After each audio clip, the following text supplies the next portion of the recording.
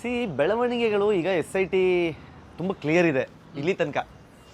ನಿನ್ನೆ ನನಗೆ ಪ್ರಿಯಾಂಕಾ ಖರ್ಗೆ ಮತ್ತು CM ಅವ್ರ ಸ್ಟೇಟ್ಮೆಂಟ್ ಕೇಳಿದ್ಮೇಲೆ ಸ್ವಲ್ಪ ಬೇಸರ ಆಯಿತು. CM ಸ್ಟ್ರೈಟ್ ಅವೇ ಹೇಳಿದ್ರು, ನೀವು ಸೌಜನ್ಯ ಪರಾನ ಧರ್ಮಸ್ಥಳದ ಪರಾನ ಅಂತ BJP ಅವರಿಗೆ. ಕರೆಕ್ಟ್, ನಮ್ದು ಅದೇ ಪ್ರಶ್ನೆ ಇದೆ ನಿಮಗೆ. ಈ BJP ಎಲ್ಲ ಚಲೋಗಳು ಯಾತ್ರೆಗಳು ಏನಕ್ಕೆ ಅಂತ. BJP ಒಂದು ರಾಜಕೀಯ ಪಕ್ಷವಾಗಿ ಮಾಡ್ತಾ ಇರ್ಬೋದು ಅಥವಾ ಧರ್ಮಸ್ಥಳದ ಬಗೆಗೆ ಇರುವ ಅಭಿಮಾನಕ್ಕೆ ಮಾಡ್ತಾ ಇರ್ಬೋದು, ಅದು ಅವರ ವೈಯಕ್ತಿಕ. ನಾನು ರಾಜಕೀಯವಾಗದಂತ ಒಳಗೆ ಹೋಗಲ್ಲ.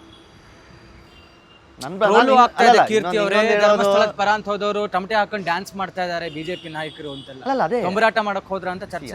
ನಾನು ಹೇಳ್ತಾ ಇರೋದು ಈ ಧರ್ಮಸ್ಥಳದ ಈಗ ನಾವು ಗಣಪತಿನ ಬಿಡಬೇಕಾದ್ರೆ ತಮಟೆ ಹೊಡಿಯಲ್ವೇ, ಡೊಳ್ಳು ಹೊಡಿಯಲ್ವೇ, ಹಂಗಂತ ದೊಂಬರಾಟ ಹೆಂಗಾಗುತ್ತಲ್ಲ ಹಂಗಲ್ಲ. ದೊಂಬರಾಟನೂ ಒಂದು ಭಾಳ ಕಲೆ, ಅದು ಅದ್ಭುತವಾದ ಕಲೆ. ಸೊ ಹಂಗಾಗಿ ಹಂಗೆ ಹೇಳಕ್ ಬರಲ್ಲ. ಅವ್ರು ಯಾರಾದ್ರೂ ಹಂಗೆ ದೊಂಬರಾಟ ಅಂದಿದ್ರೆ ಕಮ್ಯುನಿಟಿ ಅವರು ಕೇಸ್ ಹಾಕ್ಬೇಕಷ್ಟೇ.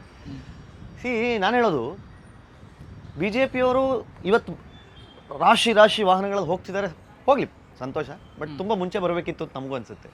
ಲೇಟ್ ಅಂತನಾ? ಅಲ್ಲ ಲೇಟ್ ಅಂದರೆ ಅಲ್ಲಿಗ 2 ಅಸ್ಥಿಪಂಜರ ಸಿಕ್ಕಿದ್ರೆ ಬರ್ತಾ ಇದ್ರಾ? ಆದರೆ ನನಗೆ CM ಹೇಳಿದ್ದೇನು ಅಂತಂದರೆ, ನೀವು ವೀರೇಂದ್ರ ಹೆಗ್ಡೆಯವ್ರನ್ನೂ ಭೇಟಿ ಆಗ್ತೀರಿ, ಸೌಜನ್ಯನ ತಾಯಿನೂ ಭೇಟಿ ಆಗ್ತೀರಿ, ನೀವು ಅವ್ರ ಪರಾನ ಇವ್ರ ಪರಾನ ಅಂತ.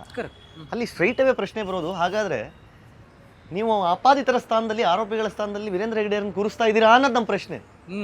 ಹಾಗೆ ಬರುತ್ತೆ ಪ್ರಶ್ನೆ. ಅಲ್ಲ ಪ್ರಶ್ನೆ ಅದೇ ಅಲ್ವಾ ರೀ? ವೀರೇಂದ್ರ ಹೆಗ್ಡೆ ಅವರ ಹೆಸರು ಎಲ್ಲೂ ಇಲ್ರಿ, ಹೋಗ್ಲಿ ಅವರ ಅಣ್ಣನ ಮಗ ನಿಶ್ಚಲ್ ಜೈನ್ ಹೆಸರು ಎಲ್ಲೂ ಇಲ್ರಿ.